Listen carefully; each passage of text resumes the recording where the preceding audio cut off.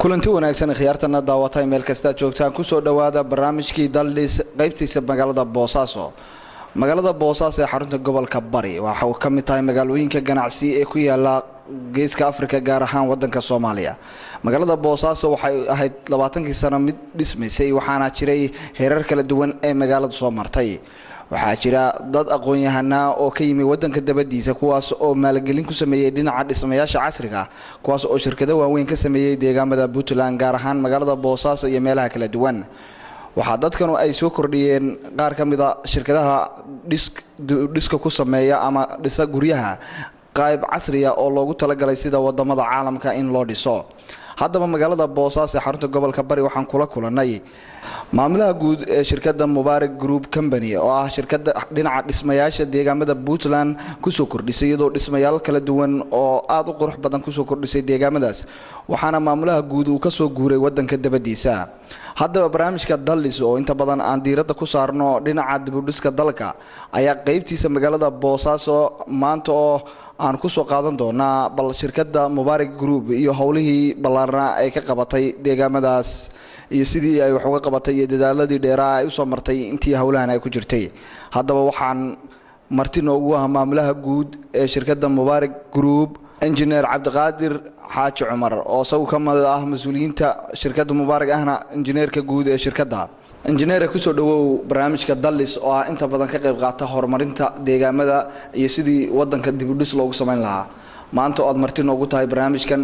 waxaan kugu marti qaadnay inaad ku soo dhawaatid barnaamijkan noogana warbixisid hawlaha dib u dhiska aad ka wadaan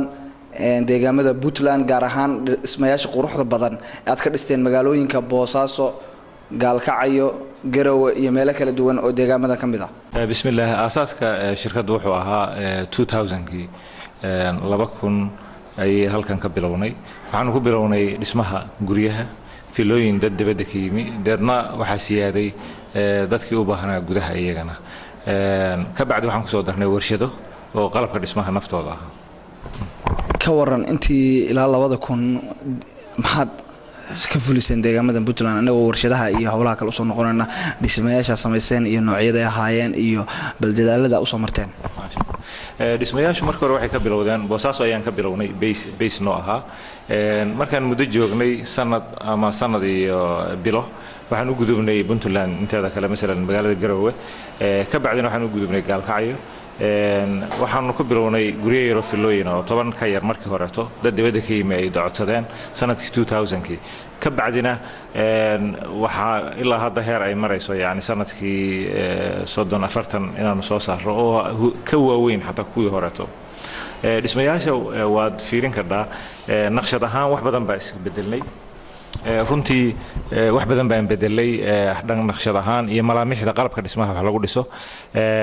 waxa ka muuqata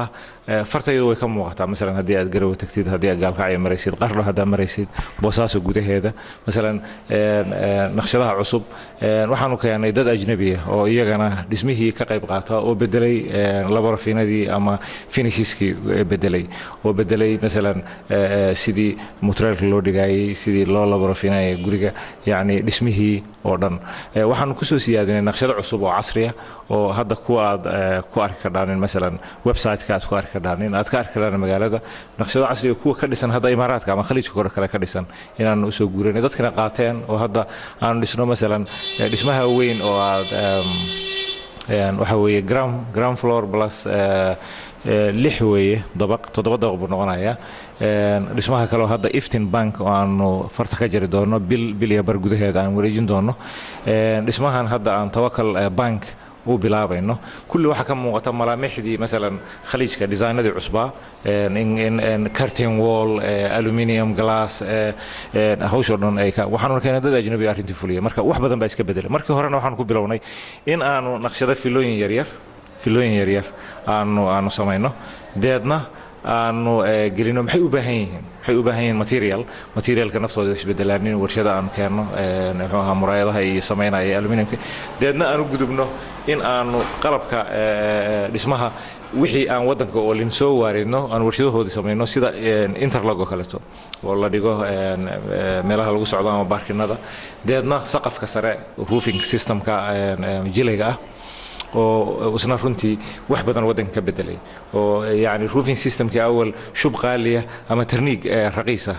oo مثلا quality-giisu liito wax u dhaxeeya kana qurux badan labadaba inay noqdaan مثلا marka malaamixda marka guryaha aan design-kooda ama hawshooda qabano wax ku garanaysaa alaabtaas saaran runtiina concept-igu wuxuu ahaa markii horeba in aan anaguna qaadano alaabtaas dadkana ka gadno marka design-kii inay qaataan xataa alaabtii injineeradii kale ama shirkadihii kale wax dhisayay iyadana way ka muuqataa magaalada meelo badan ku arkay inta aanan u gelin hawlahan iyo shirkadan ay keentay ama dhinaca warshadaha iyo xodhan waxaan rabaa su'aasha ugu hore aan ku weydiinaya waxay tahay markii aad bilaabayseen deegaamada Puntland ka bilaabayseen waxaad tahaydeen qurba joog fikirka inagu dhaliyay bal inaad waddanka ku noqotaan oo aad design-kan keentaan muxuu ahaa walaal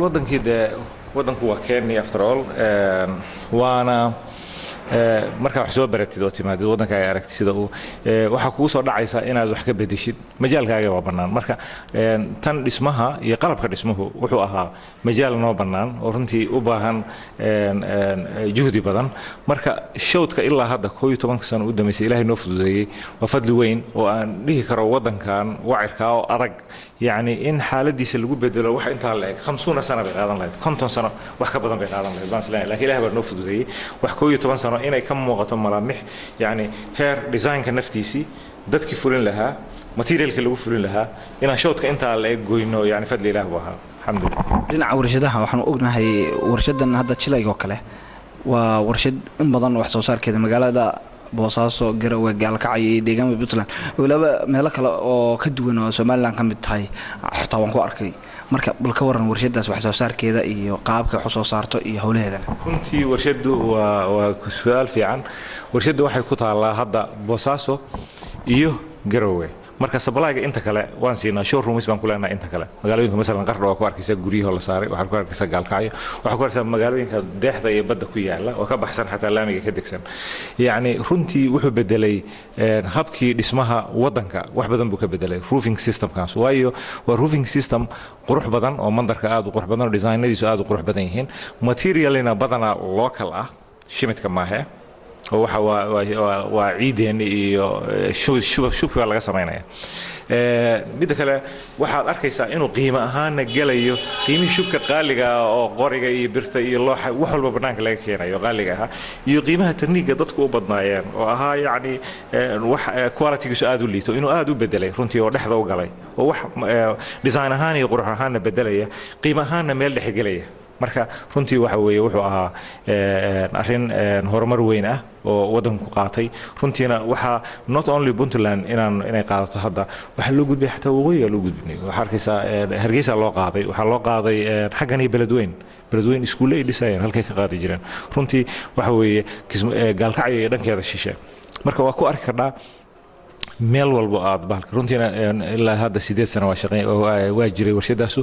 wax badan bayna ka bedeshay runtii marka warshadan waxa jirta warshad kale oo iyaduna samaysa qalabkan la dhigo guryaha iyaduna waxay soo saartaa waxyaalo kale oo aan ahayn marmarka ahayn su'aal fiican markii aanu aragnay in ay runtii materialka aan tartiib wax uga bedelno waxaan aragnay in loo baahan yahay bahalkan interlog la yiraahdo banaanka casaas oo la dhigo interloggaas waxa weeye meelihii parkinka baabuurta gelisay waa warshadoodan keenay laba meelood ba iyadana ku rakibnay in meeshii baabuur la dhigayay meelihii parkinka meelihii pedestrian dadku ku soconayeen oo dhirta iyo kala qaybinaysa bahalkeeda la dhigo runtiina filooyinka aad buu uga bedelay dadkuna markay arkeen way qaateen runtii waxa weeye wuxuu ahaa isna shot fiican oo waxyaabahan ku soo siyaadinay waddankan Puntland ama qaybtan regionkan wadin balka wara caqabada inta leeg baa nagala kulmay kulay dadaal badan bad gashay caqabaduha waa waddankeena iska garanaysaa waddan uu iska adag yahay runtii waxaana ugu daran laakiin transportation wise waxa marka la soo qaadayo la soo waaridayo oo laga keenayo dibad badanaa hadda khaliijka iyo waxa inoo furaa Dubai baa inoo furay مثلا arrintu way adag tahay arrintu waxay u baahan tahay مثلا transportationkii mar waxa ku kacay pirates oo niman burcabadeed mar waxa taxationkii oo wacira oo badan oo adag oo wixii aad dejinaysid maaha container port halkeena container port ma aha Boosaaso waxay noqonaysaa in loading iyo loading alaabta lagu sameeyo maya lagu Dubai lagu load gareeyo deedna halkan lagu bedelo marka arrintu waa adkays runtii laakiin waa adkaysanay wadankeena way after all waana la qabsanay runtii oo hadda 12 sano waxaan dejinaynay iyo waxaan kala wadnay runtii waa alxamdulillah leedahay deegaamada Puntland ayaad ka sameyseen dhismayaal duwan oo qurux keenaya tirada guud ma haysaa runtii hadda statisticada ma hayo laakiin waa guriyo badan way waxa ku arki doon website-ka hadaad gashid sanad walba wixii ku soo biirayo arkada runtii guriyo waaweyn waxa ku jira hadda waxaan farta ka jirnay baarlamaanka hoolka baarlamaanka weyne Puntland waxaan dhameynay hore u dhameynay library-ga Puntland waxaan dhameynay masaajidkan weyn oo labada dabaqa waxyaabaha hadda sii dhamaanaya waxa kamid ah bangigan Iftin Bank oo isna runtii naqshad casri oo aad u wanaagsan oo soo minguurinay waxa kamid ah kuwan aan wadno waaweyn marka waa badanaya sanad ka dambeysay uu kacay keerfka alaabtan dhisayna waxa dhexda 200 guri inaan dhameyn hadda intii masalan qurbajooga oo deegaamada Puntland dhashay oo raba in wadankii maal gashto ma inta leegba ugu kici kartaa guriyaha standardka oo cusub haday rabaan wadankii la maal geliyo dadkiina ayna ka warhayn bal su'aal fiican runtii waxay taas u baahan tahay in guriyaha depends qofka size-ka guriga rabo aba size-ka family-giisa ama number-kiisa guriyaha midalan hadda dabaqa ah oo ay jilegana kor aan ka saarno quruxda badan oo midalan 130 meter square 150 meter square waxa laga hadlayaa 70 kun baa laga hadlayaa guri dabaqa way villa guriyahan yar yar oo villada bungalow-ga yar yar iyaga 3 qol waxa ideal ah Soomaalida in 4 qol degto taqriiban waxa laga hadlayaa 49-50,000 baa laga hadlayaa guriyahan dhisno waayo alaabtan gelino oo aluminum kan gelina jileega waan gelina inta wax ka duwan wixii runtii awal waxa material wax lagu dhisan jiray marka taasna waxay keenaysaa in qiimuhu kor kaco laakiin qiimaha naftiisa cid ku dhisi kartaa ma jiro anagu aanu waayo warshadihii alaabta aan haysanaa waxa meel kale wax kama raadino inaan tadaawulka alaabta sameeyno oo ku wadno waxaan dhisayno ayaa targetka ugu yahay dad targetka ma aha lacagta inaan dadka ka sameeyno waxa materialaha hawsha inaan ku wadno iyaduna waa concept meesha ku jira marka qiimuhu waa wax walbaale qofkuna wuxuu doonaya ku xiran tahay laakiin ideal Soomaalida 4 qol oo bungalow-ga ay ka markaan u soo qaadno dhisaanay yar yar kooban waa 49 konton ilaa 70 wixii la mid marka bilaabayseen iyo haddan isbedel intee leeg baad haysan dadkuna say u fahmeen runtii alxamdulillah isbedel weyn ayaan ka dareemeynaa waxaan dareemeynaa in falaksiga dadka wax doonaya iyo alaabta waxba ka daran kuwa aan dhisayno alaabta la qaadayo wala dhisay waayo engineeradii iyo construction company-yadii waa soo dhaweynay iyaga naftooda si alaabta u qaadaan u wadaan waayo warshadaha alaabtooda socoto wadan ka muuqato wax faa'iido noo wada kulli marka runtii waxa weeye falaksiga dhismuhuna waa kacaya waana weynaanaya runtii haddaad 12 guri ilaa 15 guri dhisi jiray awal oo filooyina hadda waxaan galay kuwa 8 dabaq 7 dabaq oo shub ah oo cladding-kooda aluminium glass curtain wall iyo casrigii ay ku jiraaneen midalan ay ku jiraaneen muxuu ahaa fire-ka ku jiro CCTV-gii kaamirooyin ku jiraan cadasaadka ay ku jiraaneen hadii ba xugmayay geedka la yiraahdo wixii security lahaayoo dhan midalan casri ah oo aan u joojinayn 20 ilaa 30 sano soo socda maybe horumarka iyo dhismahan aan la dhihi karin waa la jaan qaadi karaan la dhihi karo marka runtii shood fiican baan goynay alxamdulillah fadli ilaah bay ahayd waxaan dhihi karnaa wadankan hadda adag oo wacirka ah 50 sano wax baan marka qaad aan ku sheekaysanaa waxaan lagu jareen shood aan lagu jareen baan rabnaa fududay alxamdulillah sano soo socda maxaad rajeynaysan inaad company-giinu deegaamada Puntland ka bedeshaan aad iyo aad su'aal fiican weeye runtii meesha targetkaygu ahaa not only inaanu lacag sameeyno ma ahayn laakiin in aanu majaalkan isbedelka oo dhismaha iyo qalabka dhismaha runtii waxaan dhihi karnaa wixii aan ku hameeynay 70% ayaa noo suuroobay laakiin 30 ama dhowr 30 noo dhiman waxaan rajaynaynaa inaan ku kabno muddo gaaban iyadana oo aanu wax walba 100% waxa ma jiraan laakiin meesha aan anagu teegsanaynay oo yidil ahayd in aanu Soomaali oo dhan iyo mantiqadan oo dhan aan ka fargarayno way halkay inaanu gaarsiino aluminium and glass inaanu gaarsiino oo majaaladiis oo dhan ah farmashiyaashii hosteelada kuwa lagu qurxiyo counterada hadii bi xigmay wixii aluminium and glass la kitchen cabinets medicine cabinets filing cabinets wixii laga sameeyay aluminium oo dhan inaanu gaarsiino baasamaanay teendhooyinka barabetska meelahan balkoniyada wixii la fuulo dhan inaan gaarsiino dhammaan mandiqada insha Allah. Number 2 waxaanu tiigsanaynaa waxyaabahan interloga blockskan brikeyga iyo saqafkan sare oo cascas oo jilayga inaan usagana sidoo kale mandiqada gaarsiino oo warshada meelaha hadda waanu ka gadnaa meelaha dhaadheer oo way geeyaan laakiin inaan warshada geyno ayaanu tiigsanaynaa insha Allah. Waxaan rabnaa in aan naqshadaha ay tagaaneen Muqdisho, Kismaayo, Jigjiga you name it, Djibouti mandiqada oo dhan ma hata not only target Puntland inuu yahay. Puntland waa base waana ka kacnay waana bedelay alxamdulillah showd fiican baan sameynay waxaan target ku yahay inaan u gudubno regionka intiisa kale beednila. Engineer waxa tahay dadka qurba jooga ee wadanka yimi ee maalgelin ku sameeyay wala maalgelin la taaban karo because qofka hadduu aqoontiisa wadanka ku soo celiyo wax badan buu qaban karaa. Dad badan oo reer Puntland oo barnaamijka Dallis ku xidhan oo raba in ay ogaadaan inay wadankii maal gashtaan maxaad kula talin lahayd maxaad oran lahayd inay wadankii ka qabtaan barnaamijkan oo aan u siino qof kasta inuu maskaxdiisa ku soo gudbiyo inuu wadankiisa horumar ku sameeyo. Yes waa su'aal fiican runtii waxa weeye waxaan iraahdaa waxaan anagu aan isfaaninayn oo aan lahayn yani waxaan la nimi cilmi iyo aqli iyo dadka aan dheernahay laakiin waa fadli Ilaahay bixiye laakiin waxaan ku haminaa in qof kasta oo Soomaaliyeed after all halkan aan leenahay xaqana meelaha joogtaan waa ku nooshihiin waa ku noqon ka dhaanin waa joogi ka dhaanin laakiin halkan in aad qof walba majaalkiisii wax ka bedelo oo isku dayo mesela haduu veterinary ahaa haduu dhakhtar ahaa haduu businessman ahaa inuu iyada maal gashado yimaado way hadda marka daarahan dhaadheer oo boosaas laga dhisay 8 dabaq 7 dabaq 6 dabaq macnaheedu waxa weeye halkan waa safe waan ka shaqeysan karnaa waan maal gelin karnaa waa tadaawul karnaa dibadana waa ku noolaan karnaa no problem ku noqo joog soo noqo laakiin meesha tan ha noqoto meesha marka waxaan ku dhiirigelinaynaa dadka kala duwan oo Soomaaliyeed oo meel kasta jooga inay halkan iman karaan meeshan oo looga sheekaynayo leeyahay waa adag tahay waa kulushahay waa xagga koronto male kam yani inay yimaadaan iyagu wax ka bedelaan way ninka korontada bedelaha adiga weeye ninkii maal gashan lahaa xoolaha adiga weeye kii kalluunka maal gashan lahaa adiga weeye ninkii iman lahaa dhakhtarka noqon lahaa majaalka marka waxaan ku dhiirigelinayaa inay yimaadaaniin maal gashadaan wadankooda u adkaystaaniin u sabraaniin deedna isbedelkan ka qayb qaataan socdaha runtii waxaan encourage u tahay marka qofku arko daar dheer oo 8 dabaqa oo muraayada waa laga dhisayo Boosaaso ama Garowe ama Gaalkacyo ama Qardha waxa laga dhisayo filooyinka noocaan oo kale waxay ku tahay marka indar yani you can come back and you can do your veterinary project-ga awoodta waa bedeli karaa marka runtii waxaan leenahay imaada wadankiina ku soo noqda maal gashada gacmaha la isqabsado hal dibadana ku noolaada jooga hadda doontaan idinkeedii ama santaan. Engineer inagu gabagaba ku jirna fariintii ugu muhiimsanaydna qurbo joogta u dirtay oo iyagu maalgelin wadanka ku sameeya ta ugu dambeysaan ku weydiinaa engineer waxa weeye waxaan kulli dareemayaa inaad ku faraxsantahay waxaan oo dhan aad maanta ay ka hari doonto ubadkiina iyo dadka Soomaaliyeed ee ka dambeeya u hari doonaan mustaqbalkan waad sheegtay oo waxaad tiri waxaan hiigsan doonaa meel wanaagsan kulli wadankii hadda waa laga gudbay dawlad rasmi loo gudbay maxaad kula tahay dawladdan loo gudbay iyo dib u dhiska wadanka lagu sameeyo maxaad ka rajeynaysaa kulli adigu dadkii dib u dhiska ku jiray oo maskaxda u lahaa inaad wadankii dib u dhis ku sameeyaan martiini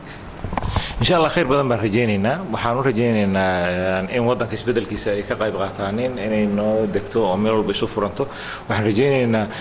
rag badan baa shirkadda ka shaqeeya hadda shirkaddan Mubaarak meel badan bay kala joogaaneen all Puntland bay joogaan xataa waxay galaadeen gudayooga ama Somaliland ama dhanka kale oo koonfurta ah marka yani inay isu furfurmaaneen oo dadkii la wada qaado technology-ga la soo waarido wadankeena lagu dabaqo I think inay tahay waxaan rabbi ka rajeynaynaa inay noo hagaagto insha Allah takadib shaqaalaha su'aasha ugu dambeysaan ku weydiinaya waxa shaqaalaha inay shaqeeyaan ma ajnabi ba ma Soomaali yes good question isku jir weeye intaba way isugu jiraan Soomaali tababarata Soomaali hore technician oo ahayd waxaan ku soo siyaadinay markaan aragnay in waxyaabaha qaarkood la soo waaridanayo way la socotaa cidii qaban lahayd waxaanu keenay markii hore group oo Hindiya waxay joogaan about 2-3 years ba kontraadahoodii iyaga naftooda wali way joogaan teamkaas waxaanu keenay group kale oo Bengali ah waxaan keenay group kale oo technicians ah waxay yihiin Pakistani hadda waxaan soo wadnaa Filipini يعني variety waxa dhici karta hadda 32 nin qof inay joogto Garowe Boosaaso oo ay fuliyaan marka qalkood aan ka marka runtii waxa weeye isla socdaan hadaad materialka keentid aad keentid naqshada cusbeeda keentid ciddu fulin lahayd dadkan ama tababar lahayd marka wayna keentaa isla socodii kale ma iskeenayso ma soconayso meel bay ka go'aanaysaa hawsha marka alxamdulillah waxa weeye intuba waa ka fakarayna ilaa maalintaan marka nimi xagee wax ka bedeshaan naqshadii